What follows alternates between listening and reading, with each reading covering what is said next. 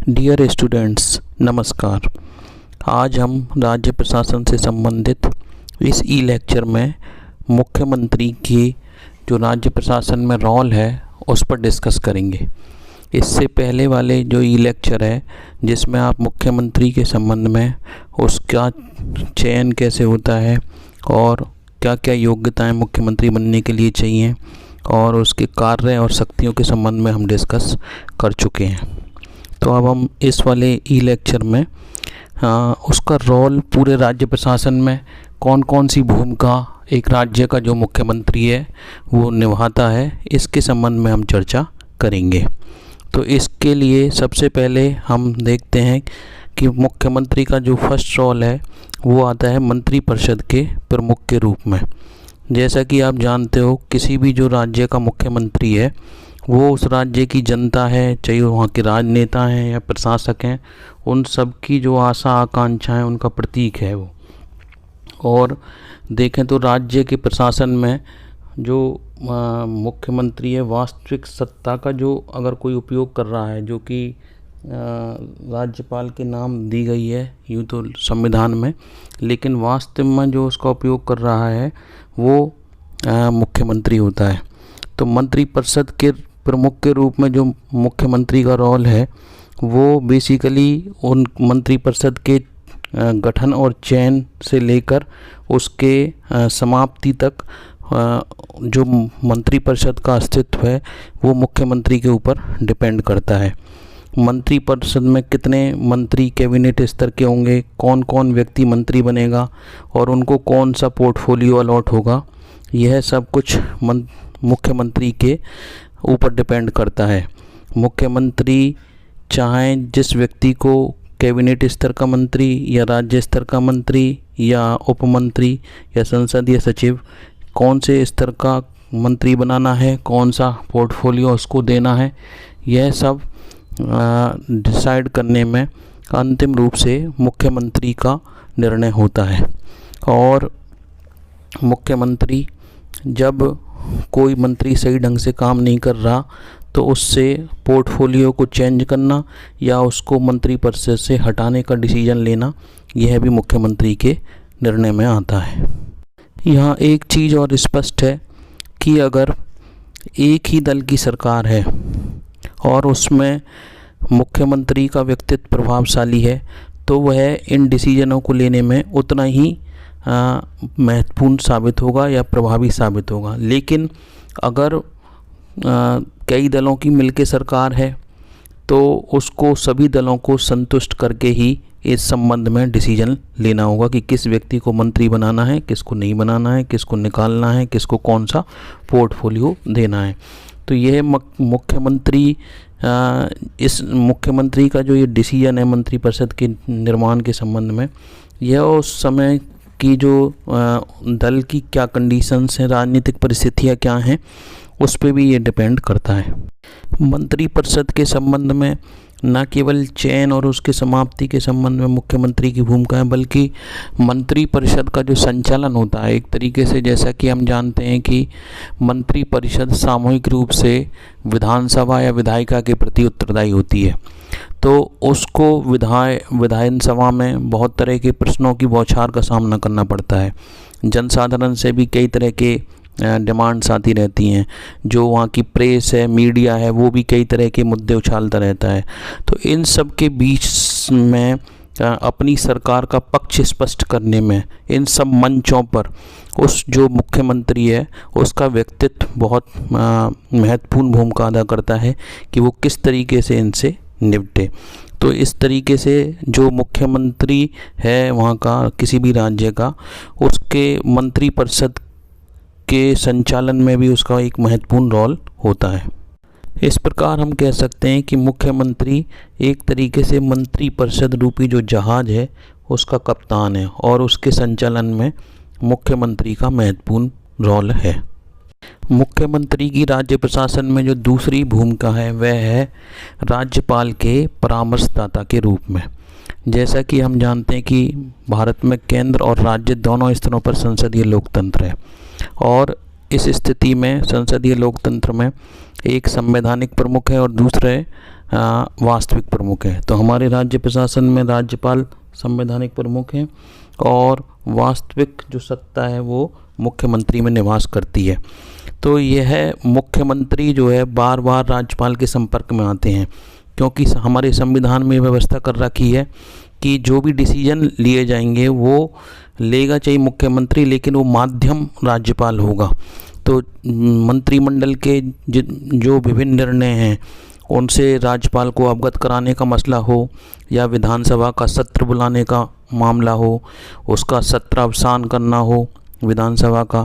राज्यपाल का अभिभाषण तैयार करवाना हो, मंत्रिपरिषद को बर्खास्त करवाना हो,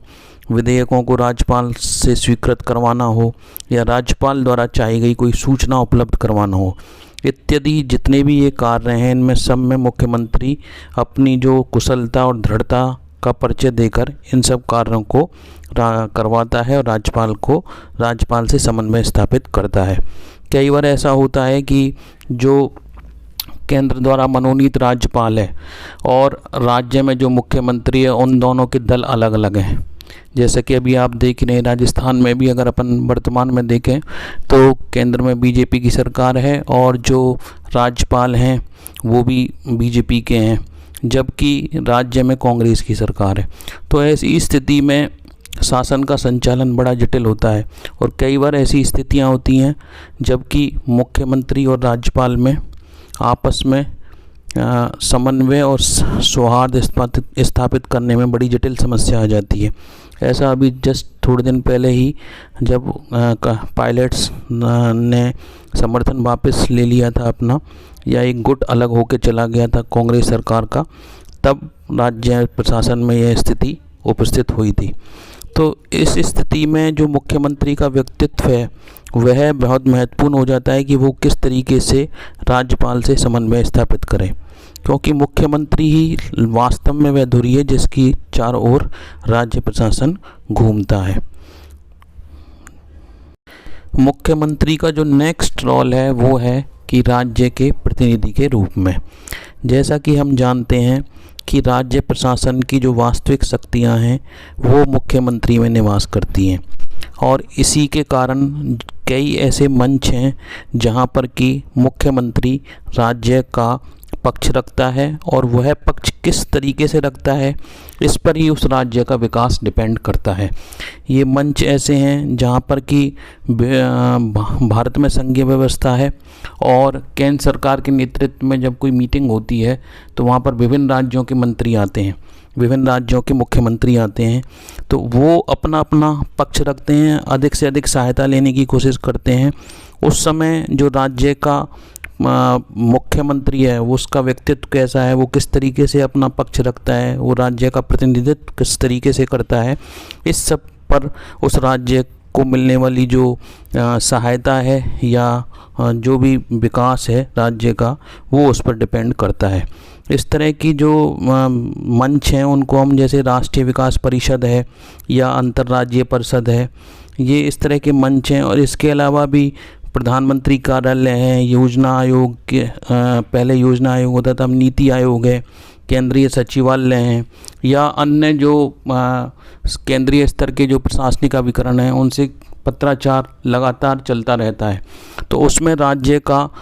पक्ष रखना, प्रतिनिधित्व करना, यह सब राज्य के मुख्यमंत्री पर डिपेंड करता है। हमारा जो संविधान है वो मुख्यमंत्री और भारत के जो प्रधानमंत्री हैं या राष्ट्रपति हैं उनके बीच किस तरीके के संबंध होंगे, उन औपचारिक संबंधों की कोई व्याख्या हमारे संविधान में नहीं लिखी गई है। ये बेसिकली उसके व्यक्तित्व पर डिपेंड करता है कि वो उनसे किस तरीके से सीधे और व्यवहारिक संबंध स्थापित करे।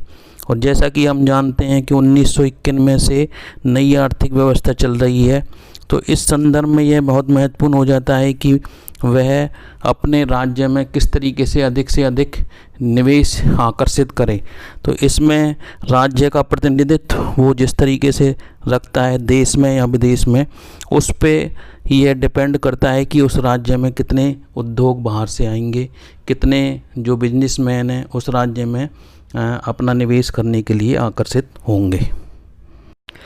चौथा जो रोल निकल के आता है मुख्यमंत्री का, वह है राजनीतिज्ञों के मित्रों के रूप में। जैसा कि हम जानते हैं कि मुख्यमंत्री एक राजनीतिज्ञ है और जो उसके खुद के दल के जो राजनेता हैं, साथ ही साथ जो विपक्षी दल के राजनेता हैं, वो भी येन केन प्रकरणेन मुख्यमंत्री से अपने संबंध स्थापित करना चाहते हैं, क्योंकि सभी जानते हैं कि राज्य में उनके चुनाव क्षेत्र में कोई भी कार्य होना है, योजना होना है, कोई भी राशि आनी है, तो उसके लिए मुख्यमंत्री की स्वीकृति जरूरी है। तो इसीलिए वो प्रत्यक्ष रूप से मुख्यमंत्री को प्रभावित करना चाहते हैं। तो इसमें इस समय मुख्यमंत्री का जो व्यक्तित्व है वह बहुत महत्वपूर्ण हो जाता है कि वह किस तरीके से इन चीज़ों से निपटे। उसकी जो धैर्य है, उसकी जो निष्पक्षता है और जो उसकी राजनीतिक दुर्विसंधि हैं, उनका स्पष्ट खुलासा इस समय होता है। जैसा कि हम जानते हैं कई तरह की योजनाएं चल रही हैं भारत में, जैसे कि सांसद क्षेत्र विकास कार्य, विधायी क्षेत्र विकास कार्य या केंद्र प्रवर्तित विकास योजनाएं। तो इन सब में जो फंड आता है वो सब मुख्यमंत्री के व्यक्तित्व और उस पर निर्भर करता है कि वो वहाँ के जो राजनेता हैं उनको किस रूप में वो फंड मिले। और इसीलिए जो विभिन्न दलों के जो राजनेता हैं उनसे मुख्यमंत्री का लगातार इंटरेक्शन चलता रहता है। इसके साथ साथ ही जो कुछ इतने प्रभावशाली राजनेता होते हैं कि वो चुनाव हारने के बावजूद भी अपना एक कद रखते हैं। अब उनको किस तरीके से किसी जो राज्य में विभिन्न तरह के बोर्ड बने हैं, सहकारी संस्थाएं या आयोग हैं या कमेटियां हैं या सरकारी उद्योग हैं, उनमें किस तरीके से सेटल करें उनको, यह सब मुख्यमंत्री की इच्छा पर डिपेंड करता है, मुख्यमंत्री के जो निर्णय हैं उस पर डिपेंड करता है। नेक्स्ट रोल जो मुख्यमंत्री का है वो है राज्य के प्रशासक के रूप में। जैसे कि हम पहले भी कह चुके हैं कि जो राज्य का समूचा लोक प्रशासन है उसकी धुरी है मुख्यमंत्री, और देखा जाए तो वास्तविक शासन संचालन करता और प्रशासनिक नेतृत्व प्रदान करता राज्य प्रशासन में वो मुख्यमंत्री ही है। मुख्यमंत्री के ऊपर ये डिपेंड करता है कि राज्य में किस शांति, कानून व्यवस्था किस तरीके की है, विकास कार्य किस तरीके के चल रहे हैं, जनसाधारण की जो समस्याएं उनसे निपटने में कौन से तरीके कारगर हैं, या नौकरशाही को किस तरीके से सामाजिक आर्थिक विकास के प्रति प्रतिबद्ध करा जाए। यह सब कुछ जो मुख्यमंत्री है उसकी प्रशासकीय कौशल पर डिपेंड करता है। और राज्य में बहुत सारे ऐसे पद हैं जो कि हमने राज्यपाल के संबंध में पढ़े थे, उन सब पे वास्तविक नियुक्ति, जैसे आरपीएससी के अध्यक्ष और सदस्यों की नियुक्ति करना हो, चाहे राज्य के महाधिवक्ता की नियुक्ति करना हो, राज्य के जो विश्वविद्यालय हैं उनमें कुलपतियों की नियुक्ति करना हो, उस सब में राज्य के मुख्यमंत्री की भूमिका सर्वाधिक महत्वपूर्ण है। राज्य में प्रशासन के जो सर्वाधिक महत्वपूर्ण पद हैं, जैसे पुलिस के संबंध में पुलिस महानिदेशक हो, चाहे ब्यूरोक्रेसी के जो सर्वोच्च पद है मुख्य सचिव, इन सब पदों पर किन व्यक्तियों को नियुक्त करना है, उनके सेवा काल में वृद्धि करनी आदि सारा कुछ मुख्यमंत्री की इच्छा पर निर्भर करता है।